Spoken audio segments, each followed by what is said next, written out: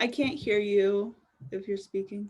Oh, thank you. Hi, everybody. Welcome. Come on in. We're going to give everybody a second to join the room. We've just gone live on Facebook. So if you're on Facebook, please take a minute to hop over there and share our live feed post with your network. I'm Veronica Butcher. I am Executive Director of Mothers and Others for Clean Air.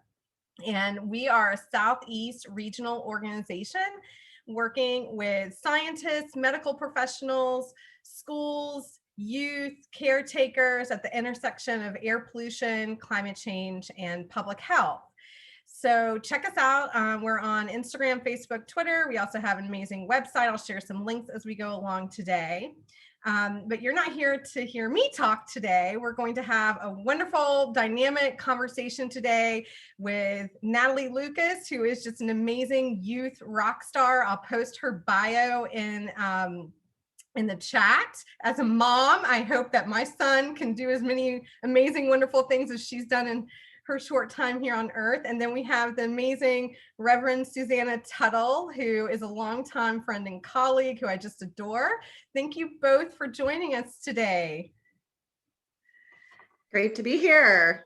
So, I know there's a lot going on right now. We are about a week out from President Biden announcing what his climate action plan is going to be, what the targets he's going to put out there that the United States will need to meet, and that will be how our roadmap to getting back into the Paris Accord and set the stage for COP when the UN gathers later this year. So I know I'm hearing a lot of different things from different groups about what should or shouldn't be in the plan. And from our perspective as an organization that looks at children's health, I'm concerned about some of the things I've heard out there about, setting targets that won't actually be protective of health. So, can you all dive into the different thoughts on where the president should be and tell us about this Fair Share campaign that's come together over the last year? Sure. Actually, Natalie, why don't you tell us what the target is, and then I'll walk through the fair share process of how we got to the numbers that we did. okay, cool. So basically an NDC is a nationally determined contribution, and it's our climate pledge. As part of the Paris Agreement, every 5 years, you're supposed to increase your climate pledge in order to be able to essentially globally tackle the problem. So they're voluntary pledges, but they're put together and based upon a carbon budget. And so Reverend Susanna will talk about like the carbon budget and then like what our fair share of like what we need to do as far as bringing down emissions is. Great, thanks, Natalie. And I just want to say, getting to be on a discussion with you now that you are officially have been elected to represent the United States Climate Action Network on an international scale is super, super exciting. So thank you for sharing your wisdom and expertise with us. So as Natalie said, and many of you have heard about all of these international reports that come out, the IPCC reports, the targets that are given us, a lot of science about how much global carbon emission there's already been put into the air. We know many of you might be familiar with the term drawdown, that we have to not only stop putting it out into the atmosphere, we actually have to sequester it and get it back into the ground. And it's that 1.5 degrees Celsius number that the scientists have been very, very clear that we need to get to in limiting global warming to a 1.5 degrees Celsius increase. We know that the planet is warming, continues to warm, and we really need it to not get past that. Otherwise, we're going to see some catastrophic impacts that go even beyond our wildest imaginations, which we know are already taking place. And so in order to limit global warming to 1.5 degrees Celsius, there has been a group of people from around the world that have been working together on what it means for the United States to commit to our fair share with regards to what we're responsible for, accountable, and the whys around that. So just really briefly, I want to be able to talk about the why. Why do we have a fair share in the United States that exceeds any other country around the world?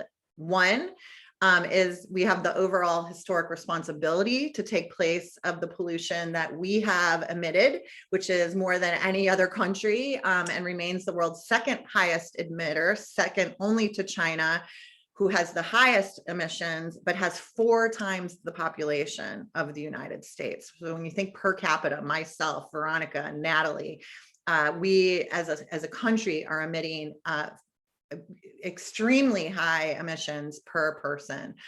So it's our responsibility. We have the financial capacity. We're also the wealthiest country in the world. And much of that wealth, as we know, for those, we're familiar with that other number out there, the 1%, much of the wealth in this country is concentrated in a very small elite. And I like to talk about that from a proactive way to say that rich people need to do their fair share. You have the money, you have the resources, and you need to pay for what you have benefited, and how you've been able to accumulate that level of inequity in overall arching wealth, and use that wealth for good. Don't just hoard it away. We have a global climate crisis going on. You can be part of the solution by addressing it through your financial capital. And then finally, it's the right thing to do. The US has a moral and legal obligation to protect human rights, which are threatened by the climate emergency. So that's the big picture of what our fair share is.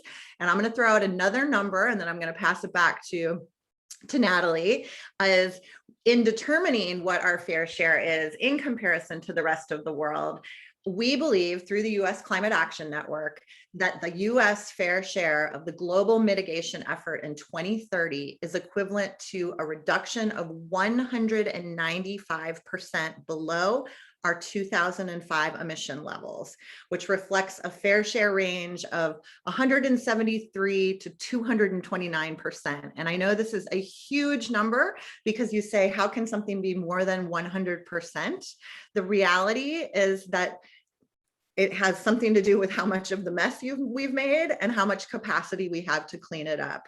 So we're looking at reductions at the domestic level of at least 70%, and to meet the total fair share target internationally at 195%. So that means we have to contribute our fair share to helping the rest of the world meet their targets. So I'm going to pass it back to Natalie to riff off that. Awesome, thanks. Yeah, so just also to give a little bit of background on who I am, because I forgot to do that. So yeah, as Susanna mentioned, I'm the international liaison. I also am the CEO of a youth organization that works internationally. And so we have people who are working around the world to essentially figure out how to come together to address the climate crisis. And the US is a huge part of this because of our moral responsibility to take care of things. As like representative youth organizers, we have to come together and really make sure that like we're creating a future that we can be excited about and building out the world that we want. And so this is basically the fair share. We can really be able to address it if we build the political will in order to make it happen. So I'm really excited we're having this conversation today. It is exciting, and it's a lot of work that's gone into finding those numbers and a lot of science and data behind that, which I find fascinating. And I think that, we've had such a war on science in this country, and it's part of the reason why we are where we are globally with climate change. So these numbers seem really robust and really thorough. So I'm interested if anybody in the audience has questions. One of the things we love to do with the Clean Air Conversations is for this just to be an open dialogue. So please ask your questions as we go along. Don't wait. We're not going to wait to the end to take your questions. So go ahead and pop them in to the chat box, or use the Q&A. If you're on Facebook Live, post a comment in the comment box over there, because I know that was a lot. That's a lot to digest. And we'll share, we'll pop in the US Fair Shares website as well. And on there, they do a great job with the infographics of breaking down the numbers.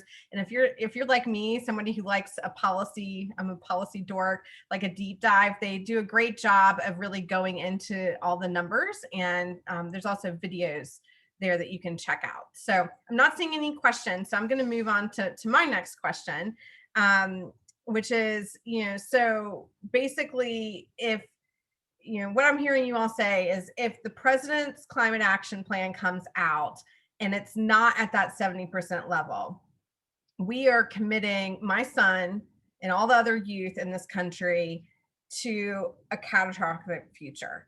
Am I hearing that right? Can you tell us more about the what's going to happen to humans, if the US doesn't do its fair share and doesn't come in now in this moment now with, a very strong target? Yeah, I can take it first and then pass it on to Reverend Susanna for follow-up. So here's the deal. The reason that it's a 1.5 degree target is because at 1.5 degrees, sorry, it's not a target, but we need to stay below 1.5 degrees Celsius on average. So we're taking over like global temperatures and then seeing on average how they are increasing over time. That's basically what that 1.5 means, right? And so we need to stay below 1.5 degrees Celsius. So why is that so important? Well, at 1.5 degrees, that's when islands start going underwater. That's when people start, we're already seeing how climate change is impacting people through the disappearing of islands, through more storms, through aggressive wildfires. Like all these things are happening through increased vectors for disease, specifically around mosquitoes and things like that. So like all these things are happening now. It's a 1.1 degree world. But if we get to the point where it's 1.5, you'll start to begin to enter into these spaces around tipping points where glaciers and icebergs are melting and then actually like rising, so that you can't basically adapt to it anymore. You're just reacting to the losses and damages that people are facing, and that's going to impact the way migration works. That's going to impact the way resources are distributed, including like health resources, which I know is like what your organization is mostly focused on. So like this is a frightening future. I got involved in the climate work because I grew up in Flagstaff, Arizona, and I was watching my forest around me burn, and we were put on standby because of the fires that were raging through the forests in the Ponderosa pine areas. So it's like, it's serious and it's going to get worse. And so these seem like a bunch of like fluffy numbers in the air, but they're really important to be able to protect our future and build out the world we want. The nice thing is we like by addressing climate change, you're also addressing a lot of other issues, including making sure that we have a really good job market, making sure that like youth and others are gaining skills in order to be able to build the world that we want, helping support our infrastructure, and then just making sure that like literally other countries don't go underwater and their cultural resources and their spiritual resources and everything aren't destroyed essentially, which is a huge problem. Yes, thank you for that. And I'm going to ask a question that came in on Facebook Live from Dan. Dan's asking, what role do you see current college students playing regarding climate change beyond being involved with STARS, learning about sustainability, design solar oven technologies for lesser developed countries, and being involved with renewable technologies? I can take that initially.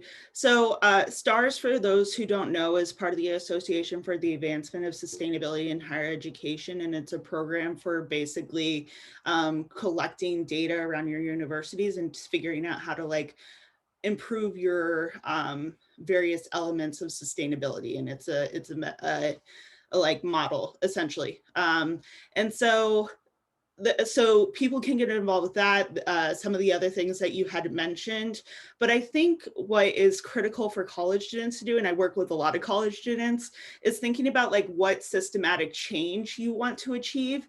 So like a college and a university is actually a really huge community. And let's say that huge community is one of the biggest purchasers of like energy, one of the largest employers, one of the largest consumers within a city, which a lot of times it is.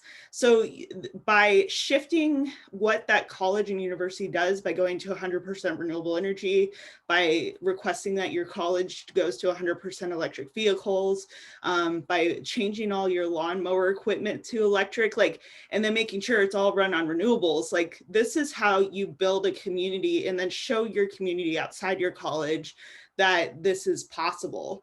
Or you can get in, like when I was in college, I started getting involved in this international work. And so I went to the UN climate talks when I was 21 and started participating in this process. So you can also get involved with these larger policy aspects too. And I would just recommend getting involved in an organization. You could either join Care About Climate.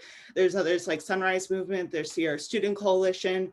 Also the Power Shift Network has a lot of different resources that you can use too. So there's a lot of really cool things. Power Shift Network is also doing its own petition to try to encourage the US to do its fair share. And it's actually asking for more because youth have more on the line. So we're really excited about that too. They're asking for 75, is that right? 75? Yep. Yeah, 75%. Well, thank you for that. There's a lot there. And I will say Mothers and Others for Clean Air, we work around electrifying school buses in the Southeast, all the way through college. University of Georgia has a great model. If you've not seen what the students did there, they put the pressure on the campus to electrify the buses, and it's been incorporated into the curriculum. So the students are also working on the buses and looking at the next generation battery technology and charging technology. So I encourage you in the Southeast to take a look at that. I'll also share a link. We've done some research on electrifying vehicles and the health benefits there. So I'll be sure to share that as well. So I did see another question come in on the chat here. Oh, it's about electric vehicles. There's been, Amy says, there's been a lot in the news lately about electric vehicles. In your opinion, is this a priority we should all be focused on? Yes, traffic tailpipe pollution is a huge contributor to not only serious health problems in children and adults and high asthma rates in the Southeast. The Southeast has the highest rates than any other region in the country, but it's also a leading contributor to climate change. But I'll let you two speak to the Fair Shares campaign and the president's action plan. And I know that there's national legislation moving around electric school buses as well. I've been talking a lot. You should talk, Suzanne. Okay, just really quick. I guess I have an opinion about, I think electrifying everything is like super critical and important. And I think that's not gonna solve the crisis. We need to be focusing on public transportation specifically and making sure people can get places like within an hour to be able to get to work, school, and like food, essentially, to be able to like live thriving lives. If we are going to wait, like I am someone who cares deeply about this, but my financial situation is I can't buy like an electric car. And if we're gonna wait until like all Americans can buy electric cars, we're gonna lose. I think it's good to do, and it helps with clean air, and it's all important. So like good if you can buy an electric car, and we need to make sure that it's equitable and fair, and that people have access to transportation that's clean and is accessible and is not ridiculous and doesn't have ridiculous wait times. I'm speaking from experience of just trying to like get around my city, and I live in Cleveland, so it's really challenging. And so I would just encourage us, yes, we need to do electric vehicles, appreciate the federal government for like really thinking about how we move markets in that way. And like, let's figure out how we bring back systems that really can help support people if they don't have cars.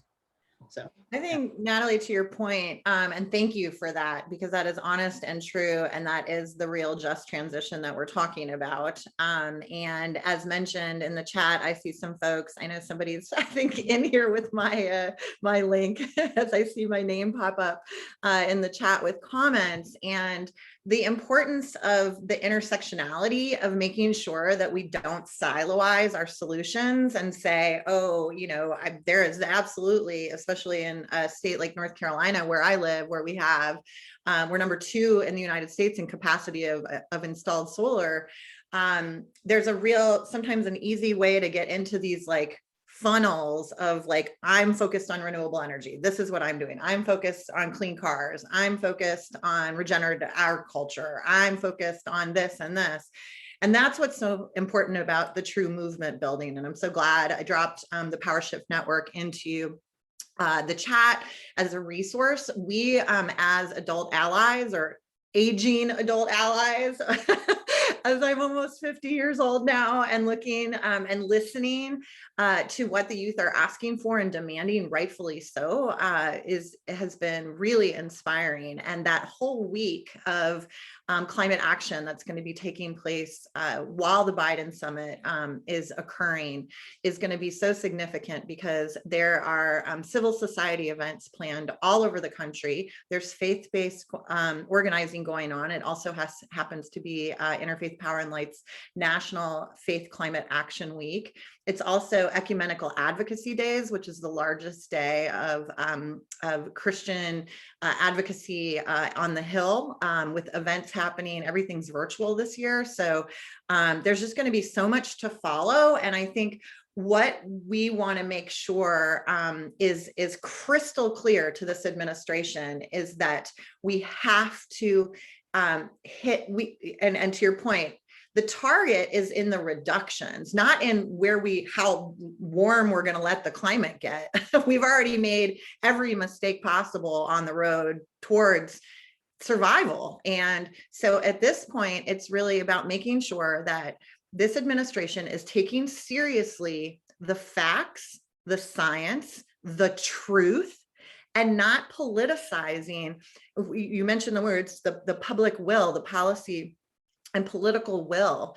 We are in no position at this point as folks who know what is occurring to try to politic around what we think might be feasible, or say, oh, we're going to get this policy for this set of groups, and then these folks are going to just have to wait or be sacrificed in order, to make sure that we are playing nice in Washington. And that just cannot happen.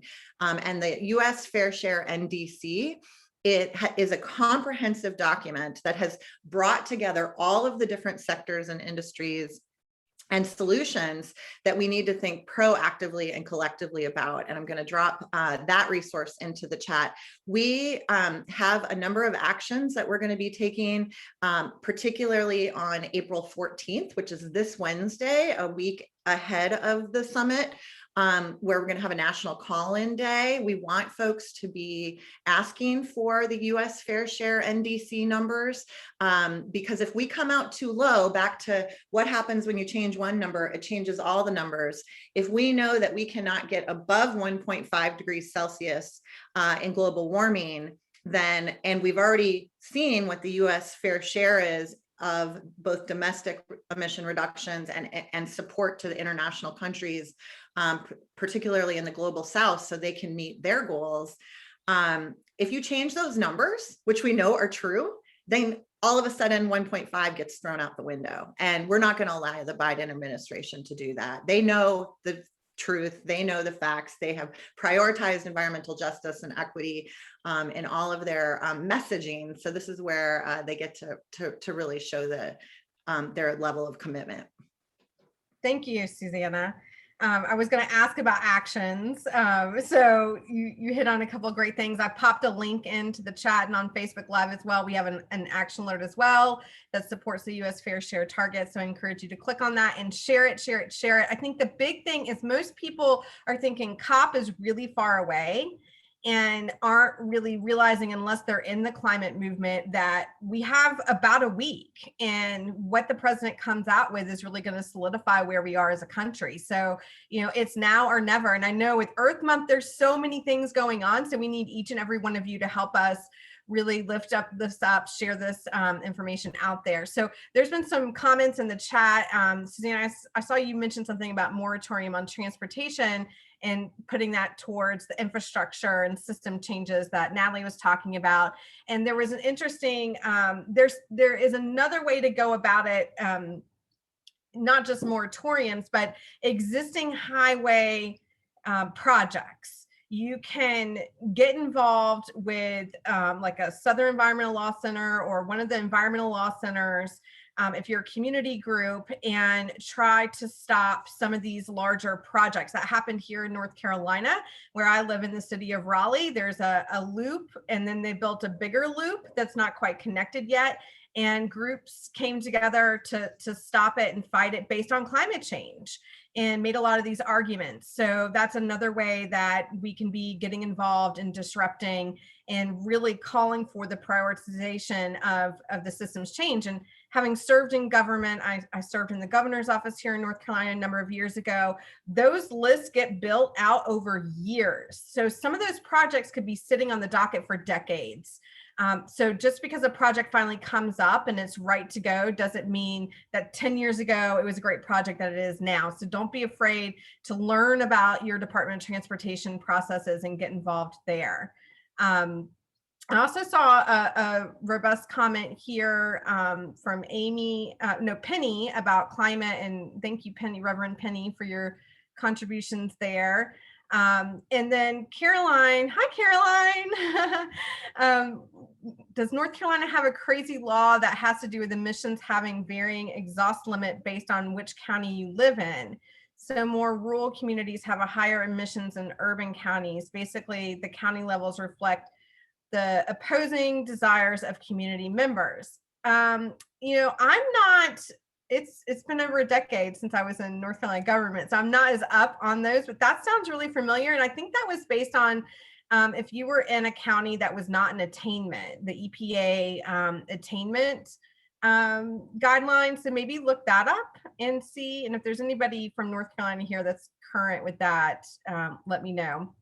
We can definitely touch base with the North Carolina Clean Energy Technology Center and everything that they're working on right now and getting ready for the North Carolina State Energy Conference coming up. So we'll be sure to include those in resources. Great idea. There's a question from Alex here asking if there is any cities that have equitable public transportation systems. I would say that European cities do pretty well.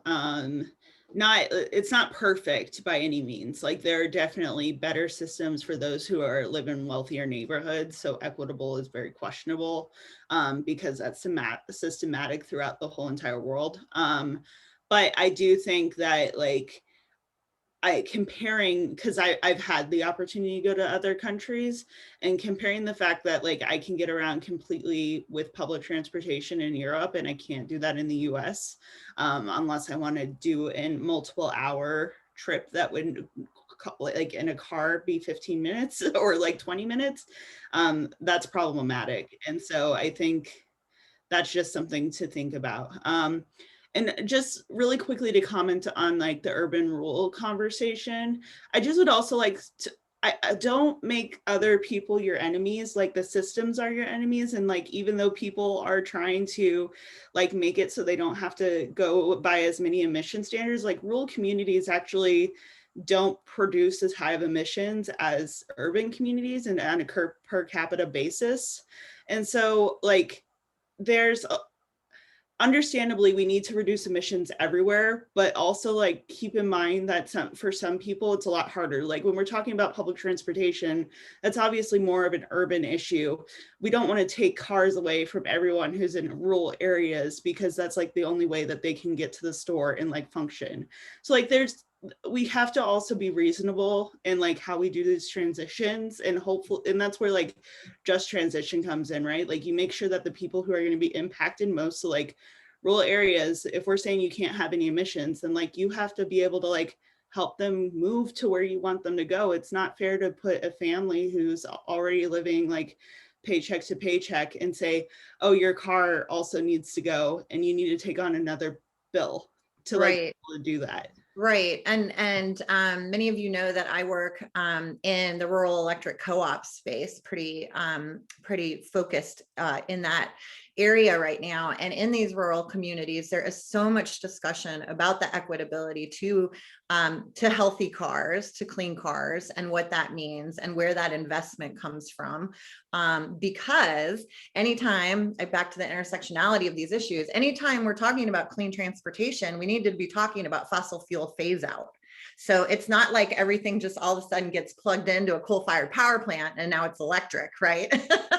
And so looking at the generation and transmission of the electricity that is going to power a clean, just energy future is a really big, complicated conversation. And so we really want to make sure, as we're bringing in all of the different sectors, I think Natalie mentioned, what we're really talking about here is systems change and theory of change. And I think as a local community member of someone who lives in a rural area, it has to travel to an urban environment in order to do a lot of my work with our congregations, to be able to bring in the voices of my community, of what our needs are, to have that community-based decision-making, and really lift up the justice, equity, diversity, and inclusion principles so that all the voices are at the table. And I think that's what we're really, particularly at this exact time in the moment of the global history, is making sure that all of the voices are being represented. And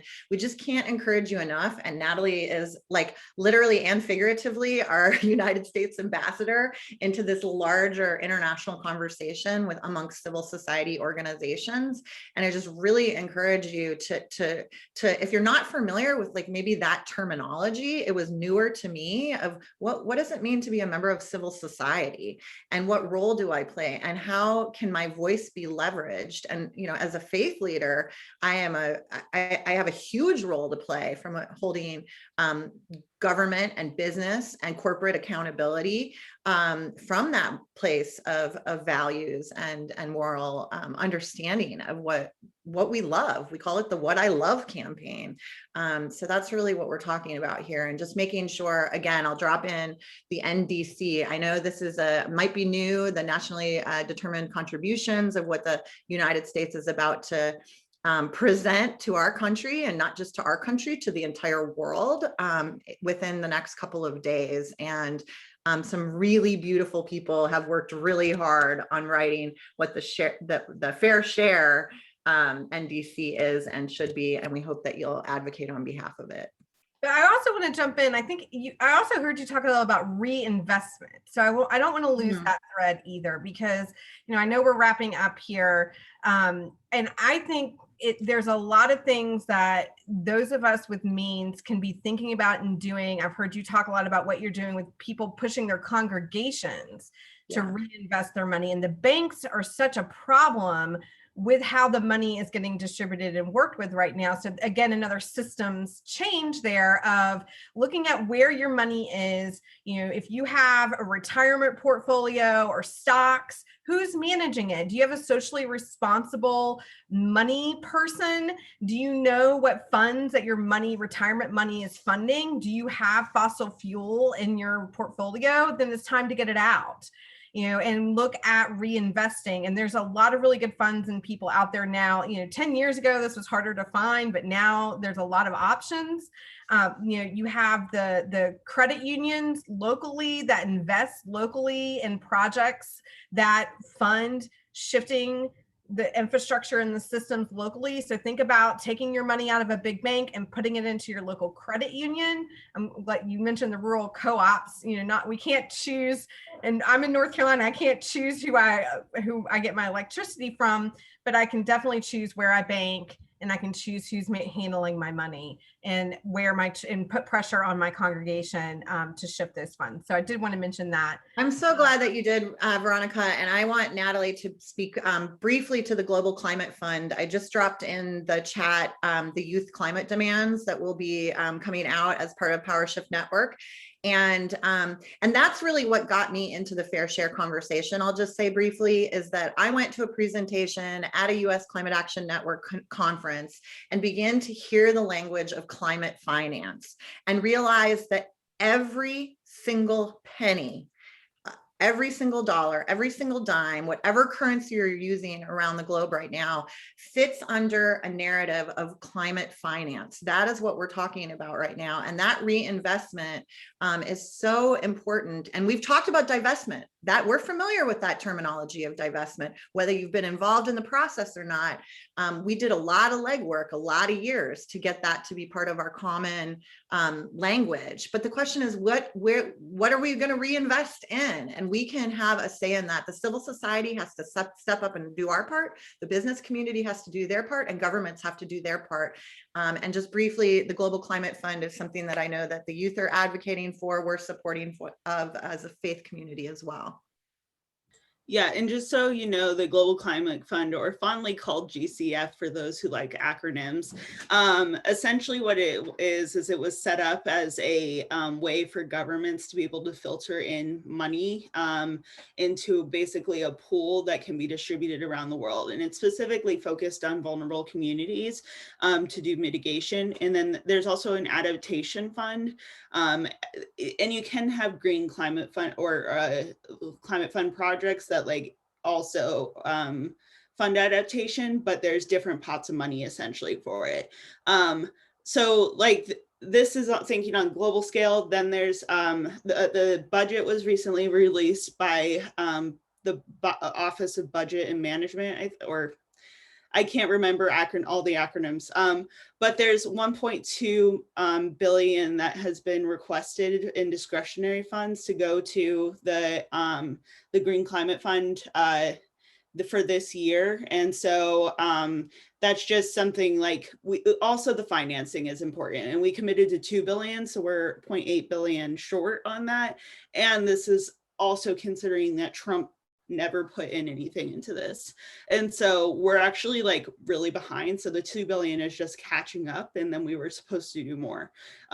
So we need to do a lot on that front too, to make sure that like everyone can really come together and like leap over having to go through what the US did, which is like putting up a ton of coal-fired power plants, shutting them down. Just like go to the solar, go to the distributed energy, go to the wind. Like we don't need to go through this whole fossil fuel pattern for everything.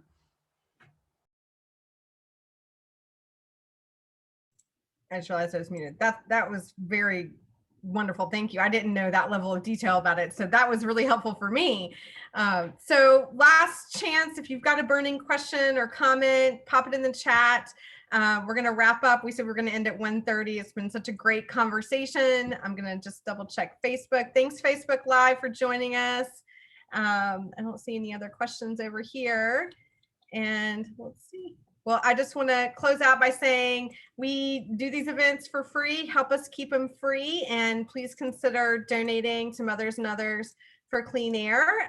We will be doing another Clean Air conversation in May. So stay tuned for that. If you're not on our emails or on our social media, follow us there. We'll also be screening our Film Planet prescription again for Clean Air Month.